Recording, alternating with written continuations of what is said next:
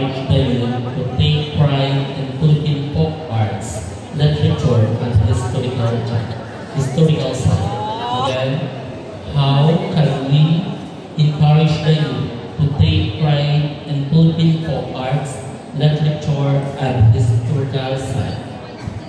Good evening, everyone. As someone who lives in the Philippine cradle of civilization, which is in Quezon, and as a future educator myself, I would use my voice and the platform that had been given to me to educate the minds of the people that we should embrace our culture and arts, because by doing that, we are not just honoring the present and the future generation, but we are also honoring our ancestors who fought for our individuality and our freedom from the people who colonized us for hundreds of years.